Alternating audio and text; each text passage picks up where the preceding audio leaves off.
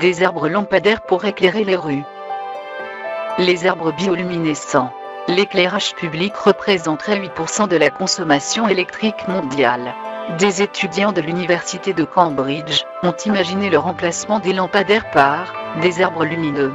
Ils ont réussi à introduire dans le génome d'une cellule un gène issu de la luciole ou d'une batterie sous-marine, capable de restituer de la lumière. D'après leurs calculs, un arbre ne consommerait ainsi que 0,02% de l'énergie qu'il absorbe par photosynthèse pour émettre suffisamment de lumière, afin d'éclairer une rue.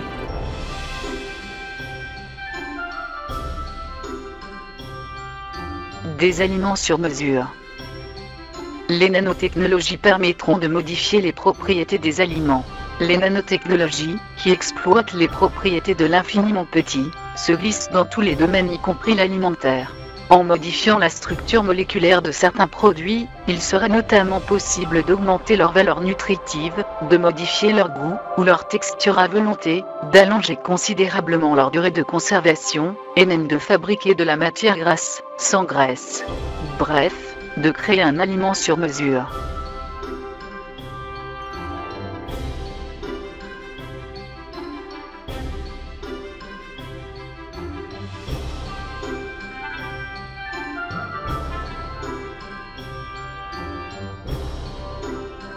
Le robot ouvrier envahira les usines. Le robot Asimov-Donda préfigure les robots personnels. En 2050, la pénibilité du travail ne sera qu'un lointain souvenir. Dave Evan, un analyste de Cisco Systems, prédit qu'en 2035 les robots auront complètement remplacé les humains dans les entreprises. Et il n'est pas le seul à le penser. Le Japon, particulièrement avancé dans le domaine de la robotique, prévoit que son chiffre d'affaires dans cette industrie sera multiplié par 10 d'ici cette date. Tous les domaines sont potentiellement concernés. Canon tente par exemple de mettre au point un robot d'infirmière, doté d'une intelligence artificielle. Les robots s'apprêtent aussi à envahir notre quotidien. Honda ou Sony développent tous deux des robots d'assistance aux personnes âgées. La ferme verticale nourrira les citadins. La tour vivante vise à associer la production agricole, l'habitation et les activités dans un même endroit. On estime qu'à partir de 2050, 6,4 milliards d'habitants résideront en milieu urbain, contre 3,3 milliards aujourd'hui.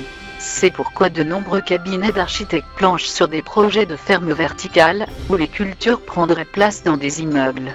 Selon ses promoteurs, l'agriculture urbaine ne présente que des avantages. Elle permet une production en continu, économise des surfaces arables, crée une filière intégrée avec les industries de transformation alimentaire, réduit le temps de stockage et de transport, etc. Des habitations avec des serres pour une production maraîchère.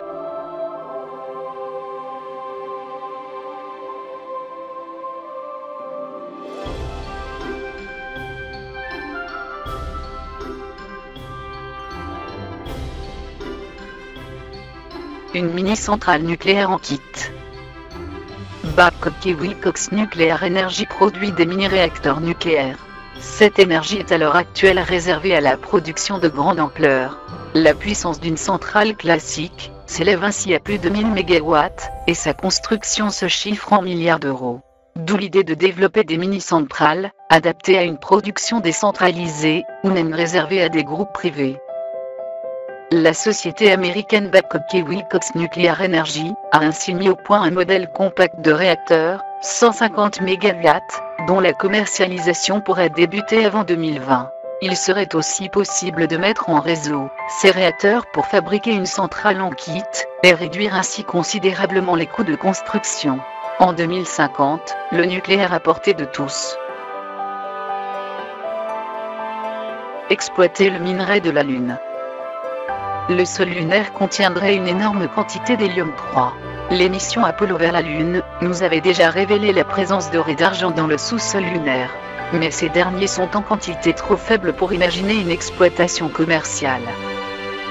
En revanche, d'autres pistes pourraient s'avérer plus lucratives. En 2006, Nicolaï Sevastianov, le directeur de la société spatiale RKK Energia, un fabricant russe de fusées et de stations spatiales, envisageait sérieusement d'entamer d'ici à 2020 l'extraction industrielle d'un isotope de l'hélium, le tritium 3He. Cet élément, rarissime sur la Terre, serait présent à hauteur de 500 millions de tonnes sur la Lune, et ferait un combustible idéal pour la fusion nucléaire. Les Chinois s'intéressent également de près à cette possibilité.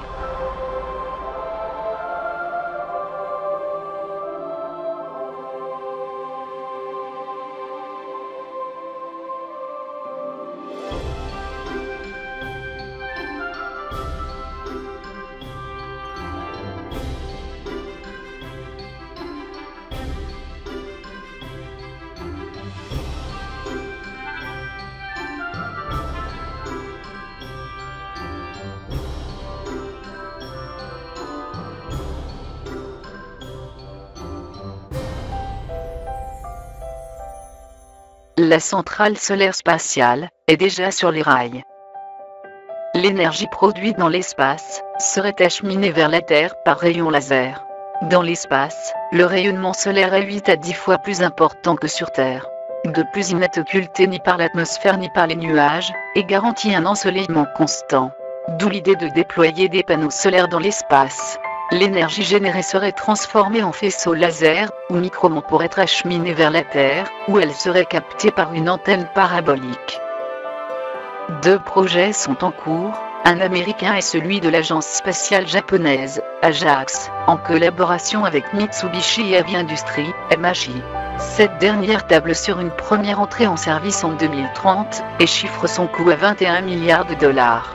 Le principal problème n'est pas technique, mais celui de l'encombrement de l'orbite géostationnaire. Dévier les cyclones pour éviter les catastrophes. Dévier les cyclones est théoriquement possible. Les ouragans coûtent chaque année 5,2 milliards de dollars aux assurances rien qu'aux États-Unis, selon la National Oceanic and Atmospheric Administration, NOAA. De nombreux chercheurs planchent donc sur le moyen de minimiser l'impact de ces catastrophes. Plusieurs modélisations informatiques ont montré que des changements minimes pouvaient suffire à modifier la trajectoire des cyclones. Mossa Lamaro, du Massachusetts Institute of Technology, MI, a par exemple imaginé semer des particules de carbone dans la couverture nuageuse, en modifiant légèrement la température d'un côté ou de l'autre du cyclone. Encore faudra-t-il que l'ouragan détourné n'aille pas s'abattre sur une autre ville.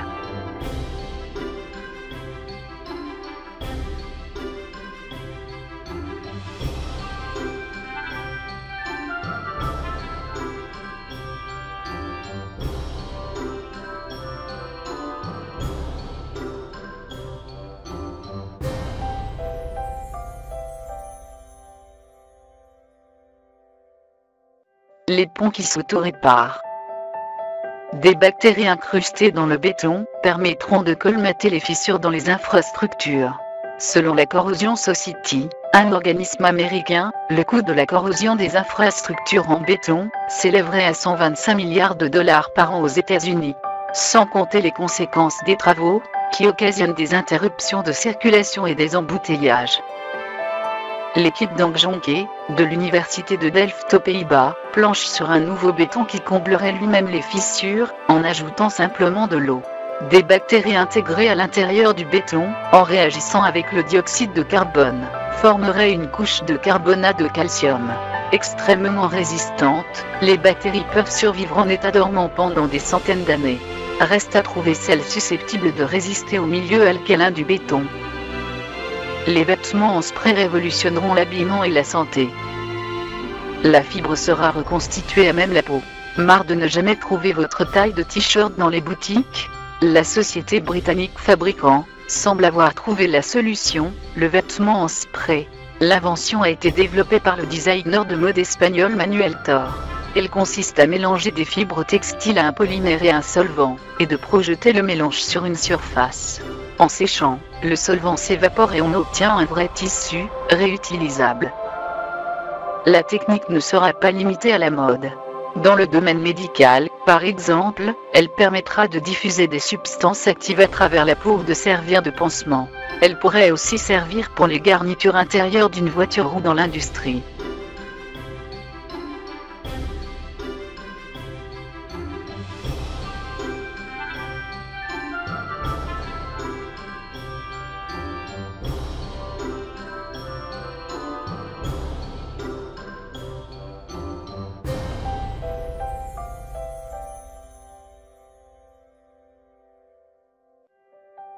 La voiture à hydrogène plus fort que l'électrique.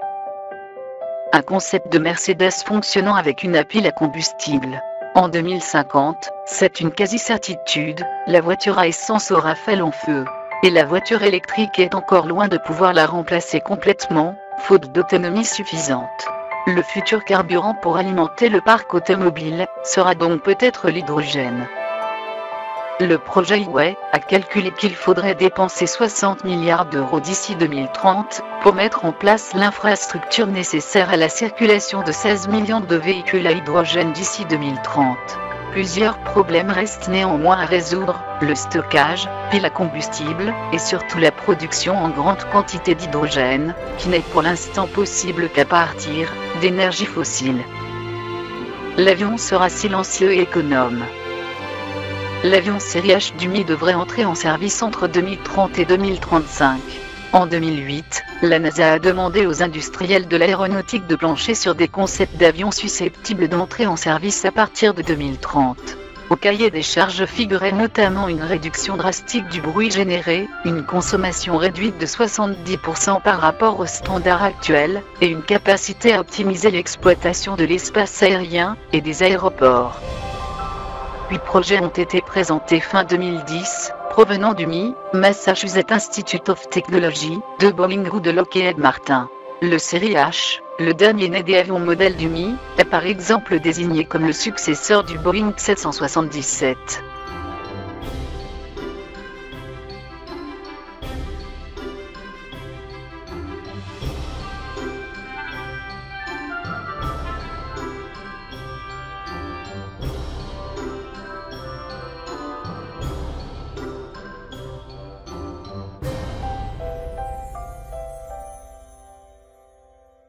Certaines plantes deviendront éternelles. Les plantes qui repoussent naturellement chaque année nécessitent beaucoup moins de ressources pour leur croissance. Aujourd'hui, 70% des grandes cultures nécessitent de ressemer des graines chaque année, ce sont des plantes annuelles. Or, selon les auteurs d'un article paru dans le magazine Science en juin 2010, les plantes vivaces, qui repoussent naturellement chaque année, nécessitent 5 fois moins d'eau et 35 fois moins d'engrais que les cultures classiques pour pousser. Leur objectif est donc de transformer les semences classiques, le blé notamment, par transigénèse. Ce serait la plus grande avancée de l'agriculture depuis 10 000 ans, s'enthousiasment les auteurs de l'article. Ils prévoient un aboutissement des recherches pour 2030. La fusion nucléaire, le Graal du secteur énergétique.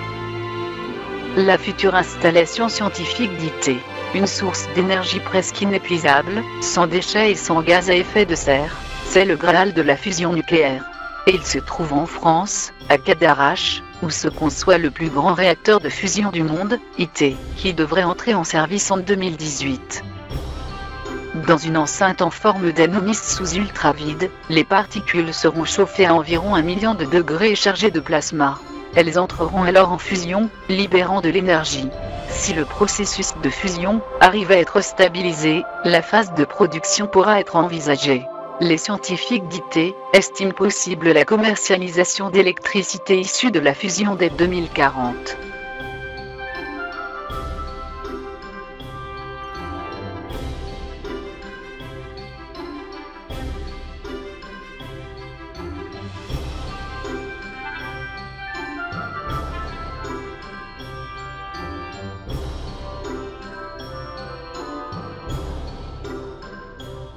Un ordinateur qui ne consomme pas d'énergie.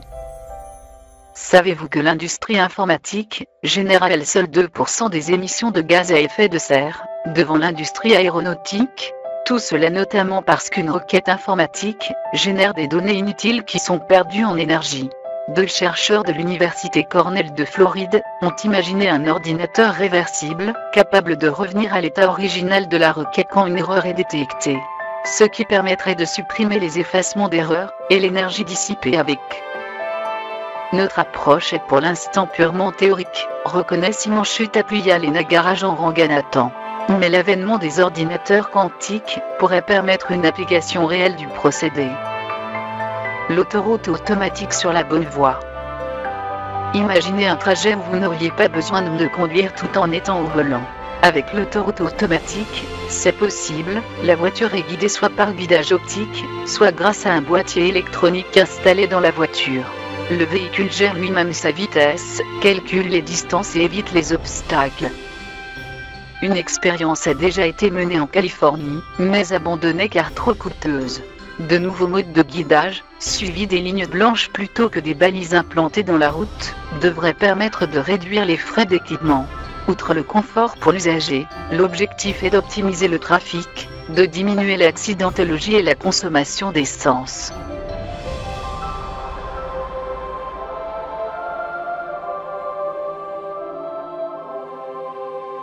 Le graphène remplacera le silicium dans les puces.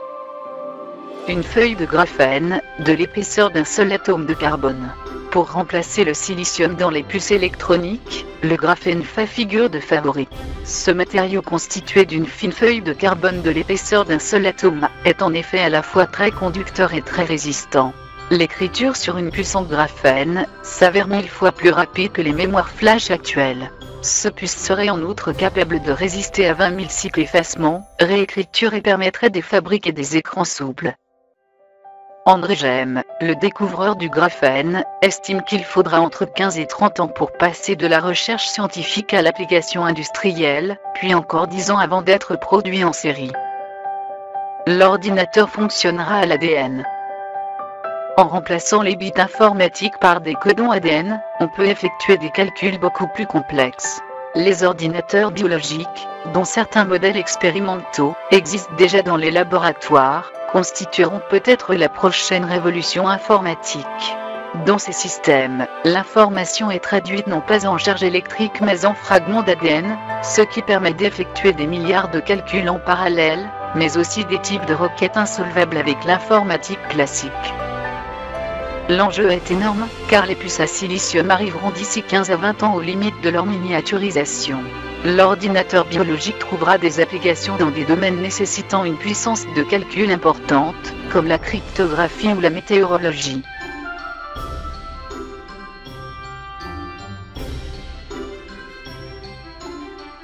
Le cerveau sera contrôlé par la lumière. Il est possible d'activer certains gènes grâce à un faisceau lumineux. La technique paraît sortie tout droit d'un film de science-fiction, mais elle pourrait bien être au point d'ici 2050. Aujourd'hui, des chercheurs de l'université de Stanford aux États-Unis parviennent déjà à prendre le contrôle d'une souris, dont le cerveau a été modifié génétiquement.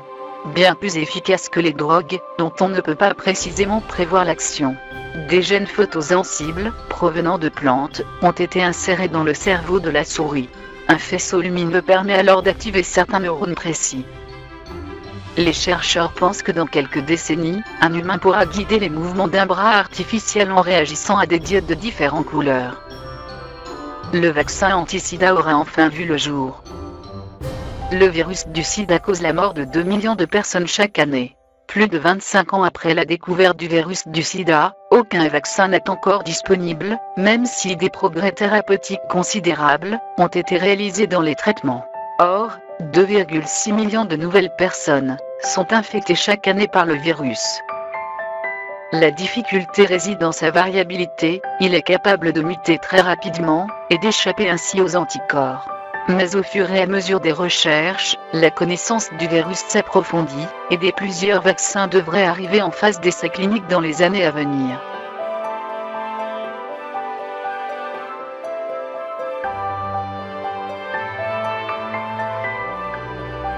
Panneaux solaires. Ils seront plus performants avec une décoration animée, rendant les bâtiments et le béton plus nature.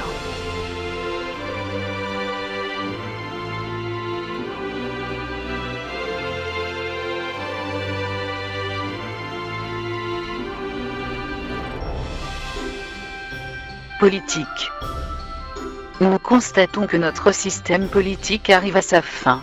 Deux partis se partagent le pouvoir, ils sont constamment en opposition, les décisions bonnes ou mauvaises sont constamment critiquées, cela devient de plus en plus ingouvernable, le ras-le-bol des citoyens boycottent de plus en plus les urnes. Dans le futur, il n'y aura plus de président de la République, plus de ministres, plus de parlement et de députés, plus de Sénat. Plus de partis politiques donc plus conflit d'ego. Grâce au progrès informatique, les votes se feront de chez vous avec un système de contrôle performant et sécurisé par ADN et d'empreintes. Le président sera remplacé par 12 sages élus par le peuple. Ces derniers éliront un président d'honneur pour représenter le pays, mais il aura les mêmes pouvoirs que les 11 autres. Ils prendront les décisions pour les intérêts du pays les plus justes. En cas de désaccord, le peuple aura la décision de trancher par un vote rapide grâce à l'informatique. Les ministères seront remplacés par des experts les plus compétents dans chaque secteur, et ils donneront leurs conclusions aux sages, qui décideront. Recyclage du futur. Avec la nanotechnologie, une technologie de l'infiniment petit, permettant de séparer les atomes de la matière, elle serait capable d'un recyclage complet des déchets, de nettoyer la planète, même de diminuer la quantité de CO2 dans l'atmosphère. La nanotechnologie peut résoudre le problème du recyclage et de la pollution. Nous pourrions dématérialiser les déchets, et récupérer les atomes et éliminer les indésirables. Il faudra construire des infrastructures qui recyclera toutes ces ordures, en récupérant, en triant et en séparant tous les atomes de ces déchets, afin de les stocker pour les utiliser dans la chaîne de fabrication d'autres objets.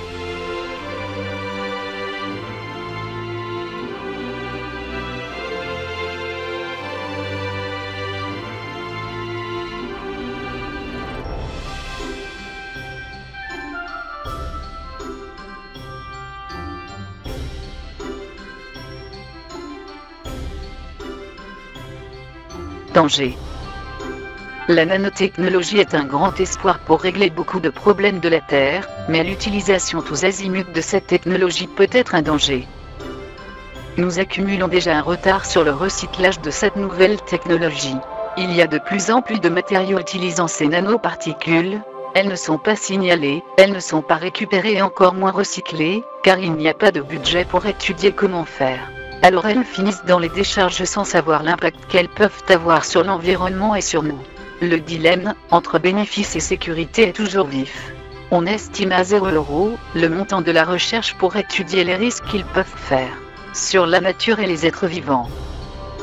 Encore une fois, ne répétons pas la même erreur, nous n'accordons pas de crédit pour le recyclage pour les nouvelles technologies. Nous choisirons la facilité en jetant ces produits dans nos poubelles, et en privilégiant la surconsommation pour dégager des profits. Une nouvelle pollution va apparaître dont on ignora les dangers.